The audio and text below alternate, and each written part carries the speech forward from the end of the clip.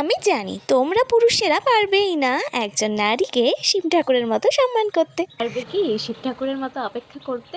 সতী যাওয়ার পর তাকেই পুনরায় স্ত্রী হিসেবে পাওয়ার জন্য বহু বছর প্রতীক্ষা করেছিল, যেখানে আজকালকার পুরুষ মানুষেরা তো বিবাহিত সম্পর্কে থাকা সত্ত্বেও অন্য সম্পর্কে জড়িয়ে পড়ে।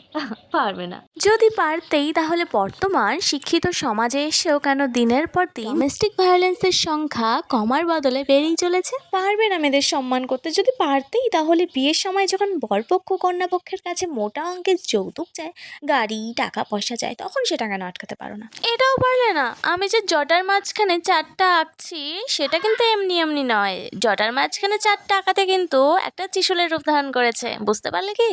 এটাও বুঝতে পারলে না আমি কেন কপালে ত্রিনয়নটা গ্রিন করেছি আমি প্রকৃতিকে বোঝানোর জন্য। বেলপাতার মতো কিন্তু শিব পার্বতীরও তিনটে চোখ। বেলপাতা কিন্তু প্রকৃতিরই অংশ, আর প্রকৃতি মানে মা দুর্গা আদিশক্তি, আর শিব ঠাকুর হচ্ছে পুরুষ।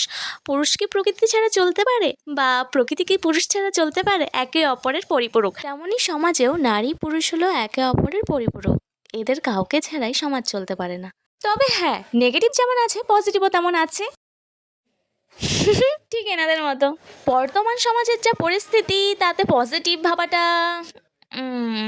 তোমাদের কি মতামত?